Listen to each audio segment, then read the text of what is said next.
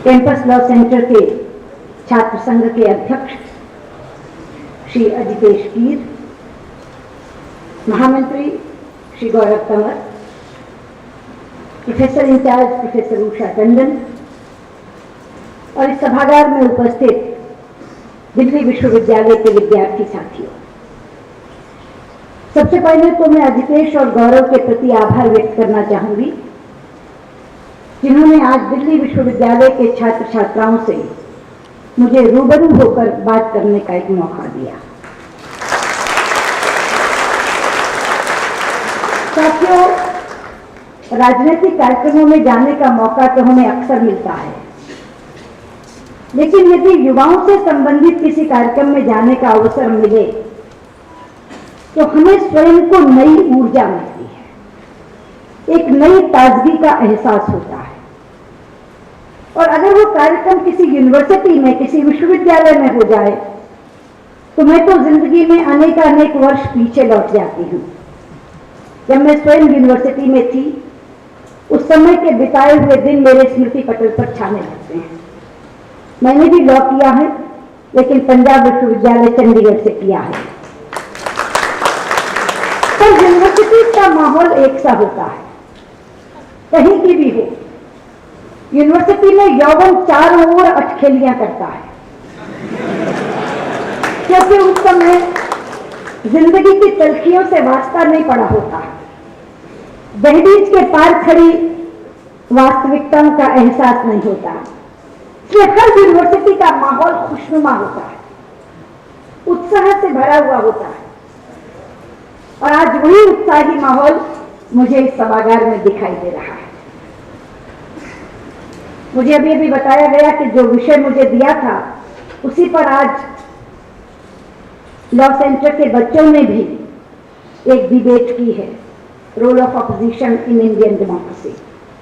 आज मैं एक नेता प्रतिपक्ष के नाते आपसे इस विषय पर बात करने के लिए आई हूं। सबसे पहले हम ये समझ लें कि किसी भी लोकतंत्र की सफलता के लिए विपक्ष का होना अनिवार्य है। क्यों? क्योंकि यदि मैं ये कहूं कि ये मेरा मत है और यही सही मत है, तुम्हें इसे स्वीकारना ही होगा, तो ये तानाशाही है।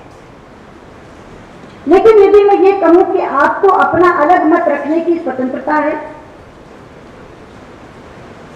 हो सकता है मैं आपके मत को ना मानूं मगर उसका सम्मान करती हूं, ये लोकतंत्र है। और भारत में लोकतंत्र की जड़ें बहुत गहरी हैं मित्रों।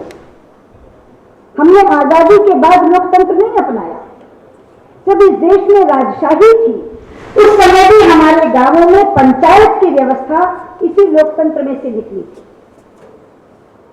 लेकिन जब से भारत आजाद हुआ और हमने चुनाव की प्रणाली अपनाई, तब से कोई सरकार रही हो, एक दल की या मिलीजुली या गठबंधन की, विपक्ष हमेशा रहा है और बहुत प्रभावी रहा है। संख्या कम भी रही हो विपक्ष की सदन में, तो भी वो बहुत प्रभावी रहा है। लेकिन 1977 से तो हमारे देश में विपक्षी दल को मान्यता देकर नेता प्रतिपक्ष को मान्यता देने की परंपरा पड़ी है। 1977 में एक बिल पास हुआ संसद में, जिस समय जनता पार्टी का शासन था, salaries and allowances of leaders of opposition act, जिसमें यह तय किया गया कि संसद में जो सबसे बड़ा विपक्षी दल होगा संख्या की दृष्टि से, उसके चुने हुए नेता को स्पीकर नेता प्रतिपक्ष का दर्जा देंगे, और वो दर्जा मिलने के बाद उसकी सीट चिन्हित की। लोकसभा में नेता सदन के बिल्कुल सामने नेता प्रतिपक्ष की सीट है। आमतौर पर नेता सदन प्रधानमंत्री होते हैं, अगर वो लोकसभा से जीते हुए हो तो प्रधानमंत्री के बिल्कुल सामने नेता प्रतिपक्ष की सीट रखी गई। अगर वो लोकसभा से ना हो तो फिर किसी अन्य को नेता सदन चुना जाता है, जैसे वर्तमान में है, क्योंकि डॉक्टर मनमोहन सिंह लोकसभा से नहीं है, वो राज्यसभा से चुने गए हैं। तो इसलिए लोकसभा में सुशील कुमार शिंदे नेता सदन है। और स्पीकर द्वारा मान्यता प्राप्त नेता प्रतिपक्ष को लीडर ऑफ द ऑपोजिशन इन लोकसभा कहा जाता है। अगर हम आज के सदन के स्वरूप को देखें तो इस 15वें लोकसभा में सरकार का समर्थन घटता बढ़ता रहा।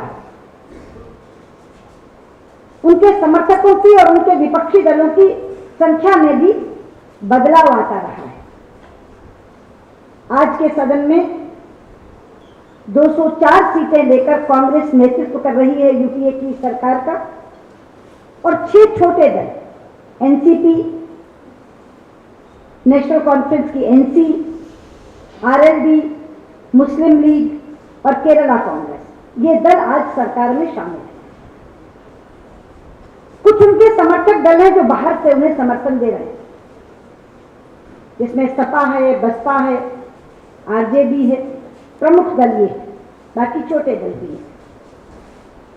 लेकिन बदलाव क्या आया कि तृणमूल कांग्रेस जो अभी तक शासन में थी और सरकार के अंदर शामिल थी, डीएमके जो अभी तक शासन में थी, सरकार में शामिल थी, वो दोनों दल अब सरकार से बाहर आ गए हैं और आज वो विपक्षी दल है। लेकिन प्रारंभ से ही जो विपक्षी दल रहे इस सदन में, भारतीय जनता पार्टी, जनता दल यू, शिवसेना, अकाली दल, इसका एनडीए, आज जनता दल यू एनडीए से बाहर चला गया है, लेकिन उन्होंने विपक्ष की भूमिका नहीं छोड़ी है। उनकी भूमिका आज भी प्रतिपक्ष की है। लेकिन इस एनडीए के अलावा बहुत से प्रतिष्ठित क्षेत्रीय दल इस सरकार के विपक्ष में बैठे हैं, और वो कैसे दल हैं जिनकी अपने अपने राज्यों में सरकार है। जैसे बीजू जनता दल बीजेपी, उड़ीसा में उनकी सरकार है, यहां वो इस सरकार के विपक्षी दल हैं। अन्ना डीएमके, उनकी तमिलनाडु में सरकार है, यहां वो विपक्षी दल है। टीडीपी, जिनकी पहले आंध्र में सरकार रही है, वो आज विपक्षी दल है। और सारा वाम मोर्चा, सीपीआई, सीपीएम, फॉरवर्ड ब्लॉक, पूरे का पूरा लेफ्ट ब्लॉक आज विपक्ष में बैठा है। तो एक ऐसा स्वरूप है कि सरकार अल्पमती है। 204 के बाद जो उनके 7 लोग हैं, उनकी संख्या भी मिलाकर 224 बनती है, जबकि लोकसभा की संख्या है 543, 543, और 543 का बहुमत बनता है 272। अगर साधारण बहुमत लोकसभा में किसी सरकार को चाहिए तो वो है 272, लेकिन इस सरकार के अंदर बैठे हुए लोगों की संख्या है 224, समर्थक दलों की संख्या है 54। लेकिन साथ में, जैसे मैंने कहा कि बदलाव हुआ है, अभी तक जेएमएम, झारखंड मुक्ति मोर्चा विपक्ष में था, लेकिन अब झारखंड में उनके साथ सरकार बना लेने के बाद इस सत्र में उनकी भूमिका बदल जाएगी और वो उनके सहयोगी दल हो जाएंगे। तो इस तरह से 15वीं लोकसभा जानी जाएगी इस बात के लिए कि जिसमें घटौती और बढ़ोतरी विपक्षी दलों में भी हुई है और शासक दलों में भी हुई है। अब इस स्वरूप के बाद सवाल आता है कि हम विपक्ष में बैठकर करते क्या है, हमारी भूमिका क्या है।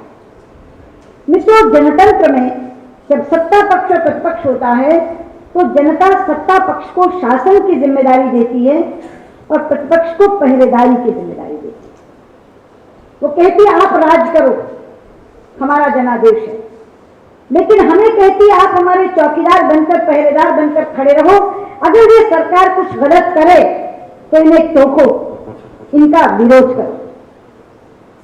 और मुझे खुशी है कि हम वो भूमिका निभा रहे हैं। बहुत बार वो भूमिका निभाते निभाते हम पर यह आरोप लगता है कि आप पहरेदारी कैसे कर रहे हो, आप तो संसद को बंदी कर देते हो।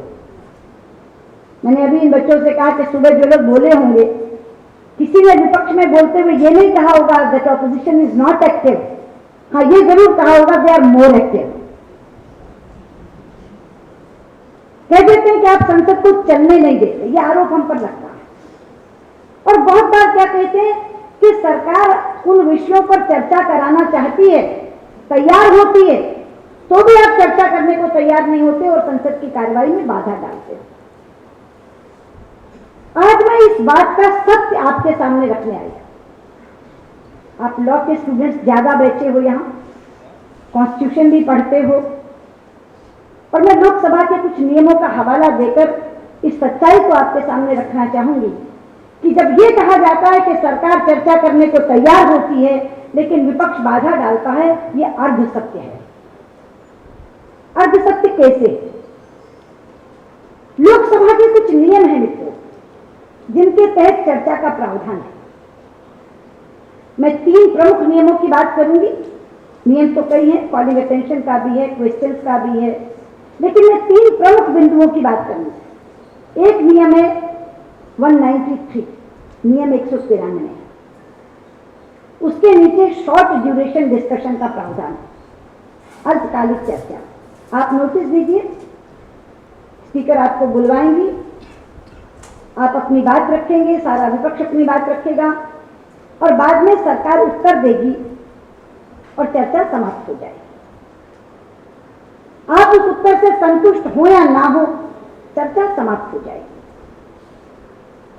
और एक और सामान्य नियम ये कहता है कि जिस विषय पर चर्चा एक बार सत्र में हो गई, दोबारा आप उस सत्र में उस विषय पर चर्चा नहीं कर सकते, तो वो विषय भी चर्चा के साथ ही समाप्त हो गया। एक दूसरा नियम है 184, 184, जिसके नीचे चर्चा होती है मगर चर्चा के बाद मतदान होता है, वोटिंग होती है, और उस वोटिंग में उस विषय पर सदन की राय क्या है ये आंकड़े के साथ सदन में दर्ज होता है। और अगर उसमें सरकार हार जाती है तो सरकार गिरती नहीं और एम्बैरेस जरूर होती है। एक तीसरा नियम है नियम 56, जिसके नीचे एडजर्नमेंट मोशन आता है, स्थगन प्रस्ताव। उसमें चर्चा होती है, चर्चा के बाद वोटिंग होती है, और अगर वहां सरकार हार जाए तो सरकार सेंश्योर होती है, सेंश्योर की जाती है, प्रताड़ित की जाती है। अब इन तीनों चीजों का अंतर समझिए। 193 की चर्चा में सरकार बरी हो जाती है, 184 की चर्चा में अगर सरकार हार जाए तो सरकार एम्बैरेस होती है, 56 की चर्चा में अगर सरकार हार जाए तो सरकार सेंश्योर होती है। इसलिए जो झगड़ा होता है वो ये होता है कि चर्चा किस नियम के तहत। सरकार चर्चा को तो तैयार होती है, लेकिन सरकार हर बार 193 की चर्चा के लिए तैयार होती है ताकि आप चर्चा करो, हमें जो बोलना है बोले, आप संतुष्ट हो या असंतुष्ट हो, हम बरी हो जाएंगे और वो विषय समाप्त हो जाएगा, दोबारा इस सत्र में लिया नहीं जाएगा। लेकिन जब विषय जनहित के ऐसे आ जाते हैं जिस पर सरकार में भी मतभेद होता है, जिसमें उनके समर्थक दल भी खिलाफ होते हैं, वहां हम कहते हैं चर्चा कराएंगे, लेकिन 184 के नीचे कराएंगे, मतदान के साथ कराएंगे, ताकि वोटिंग के साथ पता चले कि इस सदन की राय क्या है, और अगर सदन की राय आपकी नीति के खिलाफ है तो आप नीति बदलने पर मजबूर हो। और इसका मैं ताजा उदाहरण देती हूँ। अभी सरकार ने एक निर्णय किया एफडीआई इन मल्टी ब्रांड रिटेल का, खुदरा व्यापार में विदेशी पूंजी निवेश। आप जानते हैं कि हिंदुस्तान में खुदरा व्यापार में 12 करोड़ लोग लगे हैं,